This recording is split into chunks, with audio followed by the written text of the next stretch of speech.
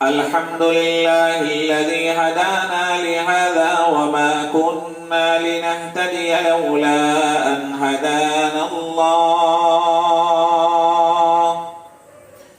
وهو الذي أرسل رسوله بالهدى ودين الحق ليظهره على الدين كله وكفى بالله شهيدا ونشهد أن لا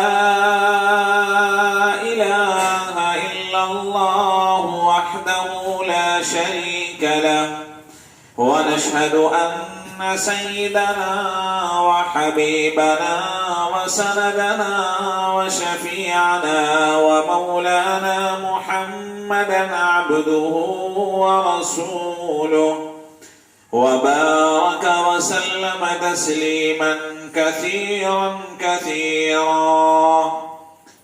أما بعد فأعوذ بالله من الشيطان الرجيم. بسم الله الرحمن الرحيم. فانكحوا ما طاب لكم من النساء مثنى وثلاث ورباع. وقال النبي صلى الله عليه وسلم النكاح من سنتي. وقال أيضا فمن رغب عن سنتي فليس مني أو كما قال عليه الصلاة والسلام. محترم حضرات، سامعین کرام، پردہ نشین خواتین، یہ خوشی کی بات ہے، خوشی کا موقع ہے کہ ہمارے محترم جناب مکی صاحب کے گھر میں شادی کی تقریب کی تیاریاں چل رہی ہیں اور سب لوگ ماشاءاللہ خوشی اور شادمانی کا اظہار بھی کر رہے ہیں. بچے، بوڑھے، جوان، مرد بھی ہیں، خواتین سب شامل ہیں الحمدللہ. اس موقع پر عام طور پر بہت معذرت کے ساتھ یہ بات ہم کہہ رہے ہیں، خواتین سے بھی معذرت کے ساتھ، کہ جو ہمارے یہاں رسم و رواج ہے ہمارے مسلم معاشرے میں، وہ عام طور پر ناچ گانے، تماشے، ڈھول تبلے، ان چیزوں کا ہے. لیکن یہ باعث سعادت ہے محترم مکی صاحب کے لیے اور ان کے تمام رفقا اور ان کے اعزاء قارب کے لیے کہ انہوں نے ان چیزوں کو نہ ترجیح دے کر ایک دینی پروگرام کو رکھا اور اس میں اللہ اور اس کے رسول صلی اللہ تعالی علیہ وآلہ وسلم نے شادی کا حکم کیا فرمایا ہے، کیا اس کی فضیلتیں ہیں، شادی کرنے سے کیا فائدے ہوتے ہیں، نہ کرنے سے کیا نقصانات ہوتے ہیں.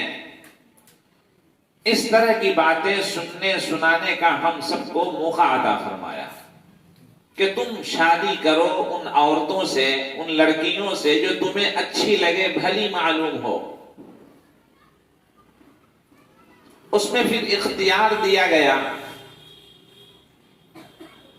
ایک تو شادی سب کرتے ہیں، کبھی ضرورت اگر ایک سے زیادہ کی ہو تو 2 بھی کرو، 3 بھی کرو، 4 بھی کرو. یہ ساری گنجائش رکھی گئی ہے اسلام کے اندر. شادی کا مطلب کیا ہوتا ہے ہم اور آپ سب جانتے ہیں. معاشرے کو برائیوں سے پاک رکھنے کا سب سے بہترین طریقہ اور تمام نبیوں کی یہ سنت رہی ہے. حضور پاک صلی اللہ تعالی علیہ وآلہ وسلم نے فرمایا النکاح من سنتی، نکاح میرا طریقہ ہے. اور ایک موقع پر ارشاد فرمایا مجھ سے پہلے نبیوں کا یہ طریقہ رہا ہے، یعنی تمام نبیوں کا یہ طریقہ ہے، متفق علیہ معاملہ ہے کہ ان حضرات نے، ان بزرگوں نے، ان پیغمبروں نے، اللہ کے رسولوں اور نبیوں نے اپنے اپنے زمانے میں شادیاں فرمائی ہیں۔ تاریخ کے اوراق کو اگر ہم پلٹیں تو ہمیں یہ معلوم ہوگا کہ اللہ کے بہت سارے ایسے نبی دنیا میں تشریف لائے جنہوں نے ایک شادی پہ اکتفا نہیں فرمائی، کئی کئی شادیاں فرمائی ہیں، 100 سے اوپر تک شادیوں کی تعداد پہنچتی ہے۔ اور دنیا کے دوسرے مذاہب میں بھی یہ چیزیں ہمیں ملتی ہیں کہ ان کے بڑے بزرگوں نے ایک سے زیادہ شادیاں کی ہیں۔ آپ تاریخ پڑھیں تو یہ ساری چیزیں معلوم ہو جائیں گی۔ حضرت ابراہیم خلیل اللہ، اللہ کے دوست، وَاتَّخَذَ اللَّهُ إِبْرَاهِيمَ خَلِيلًا، اللہ نے ابراہیم کو خلیل یعنی اپنا دوست بنایا تھا۔ کم سے کم 2 بیویوں کا تذکرہ تو ہر جگہ ملتا ہے، ایک حضرت ہاجرہ علیہ السلام اور ایک حضرت سارہ علیہ السلام، 2 بیویوں کا تذکرہ ہم اور آپ سب سنتے ہیں۔ حضرت سلیمان علیہ السلام جو پوری دنیا پہ حکمرانی فرمائی ہے، اللہ کے پیغمبر، ان کے بارے میں کتابوں میں لکھا ہے کہ کئی 100 شادیاں فرمائی، یا وہ بیویوں کی شکل میں ہو یا باندیوں کی شکل میں ہو۔ حضرت داؤد علیہ السلام کی زندگی اٹھاویں، یعنی کوئی ممانعت نہیں تھی وہاں، حتیٰ کہ جناب محمد الرسول اللہ صلی اللہ علیہ وسلم تشریف لائے تو آپ نے شادی میں وہ تمام رسوم و رواج جو اللہ کی منشا کے خلاف تھے، جو ایک انسانیت کے لیے نقصان دہ ہو سکتے تھے، ان تمام کی نشاندہی کی، جو بہتر ہو سکتے تھے اس کی تعریف فرمائی۔ ایک موقع پر قرآن پاک نے کہا وَأَنكِحُوا الْأَيَامَ مِنكُمْ وَالصَّالِحِينَ مِنْ عِبَادِكُمْ وَإِمَائِكُمْ إِنْ يَكُونُوا فُقَرَاءَ يُغْنِهِمُ اللَّهُ مِنْ فَضْلِهِ وَاللَّهُ وَاسِعٌ عَلِيمٌ، کہ تم لوگ شادیاں کرو،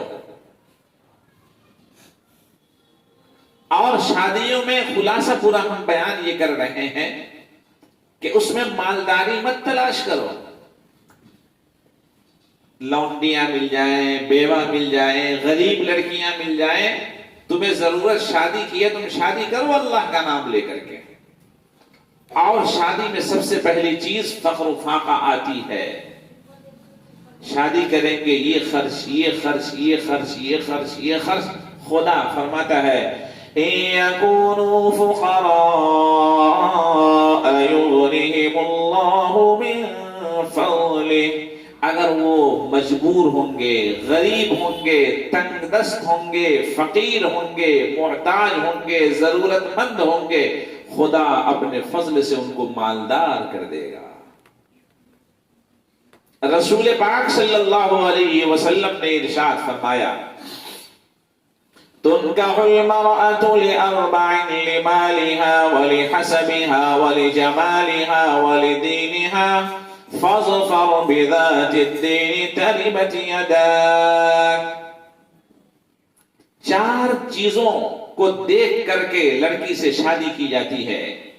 ہمارا اور آپ کا یہ رجحان ہے، سب سے پہلی چیز جو ہم دیکھتے ہیں لڑکی کے اندر کہ وہ مالدار ہے یا نہیں، کچھ وہاں سے مل سکتا ہے کہ نہیں مل سکتا، یہ پہلا ٹارگٹ ہے۔ پھر اس کے بعد اس کے خاندان کو دیکھتے ہیں، برادریوں کو دیکھتے ہیں، معاملہ مل رہا ہے نہیں مل رہا، برابر سرابر کا ہے یا نہیں. پھر اس کے بعد اس کی خوبصورتی کو دیکھتے ہیں کہ وقت کی مشہور کوئی ہو اس کے مناسب ہے یا نہیں ہے. اگر پسند آ گئی تو پھر کیا کہنے، اور اگر حسب نسب بھی ٹھیک ٹھاک ہے، مال و دولت بھی ہے، اور تھوڑا شکل ان کے مطابق نہیں ہے تو پھر ریجیکٹ کر دیتے ہیں. چوتھے نمبر پر جس چیز کو سوسائٹی میں دیکھا جاتا ہے وہ ہے اس کے دین داری کو، اس کا دیندار ہونا. آقا صلی اللہ علیہ وسلم پر قربان جائیے، آپ نے فرمایا فَاظْفَرْ بِذَاتِ الدِّينِ تَرِبَتْ يَدَاكَ، کہ تم لوگ دینداری کو پہلے نمبر پر رکھو. ہمیشہ زندگی خوشی کے ساتھ، سکون کے ساتھ، امن کے ساتھ، چین کے ساتھ، محبت کے ساتھ گزر جائے گی. اگر دینداری کو پیچھے رکھا تو پھر تمہاری زندگی میں امن و سکون غارت ہو جائے گا.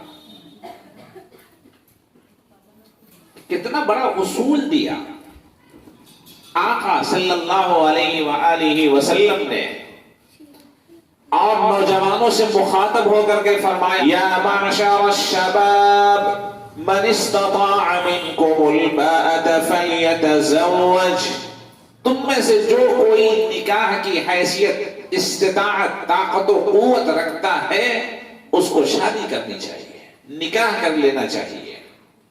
فَإِنَّهُ أَغَضُّ لِلْبَصَرِ وَأَحْسَنُ لِلْفَرْجِ، اس لیے کہ شادی کرنے کے دو فائدے ہوں گے. نگاہیں بدنگاہی نہیں کریں گی،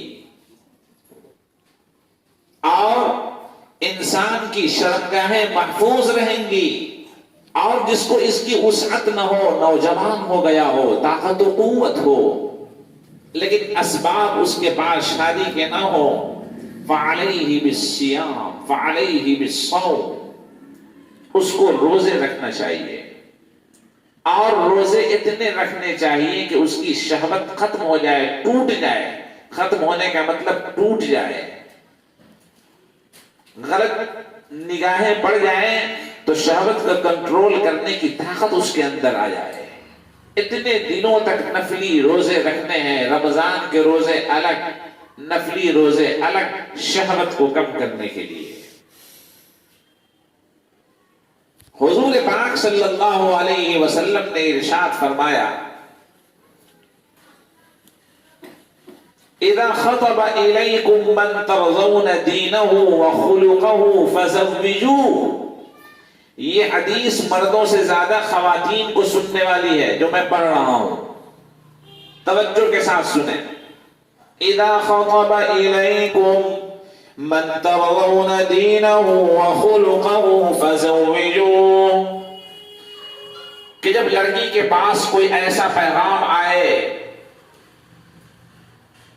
جس کے دین سے اور اخلاق سے وہ مطمئن ہو.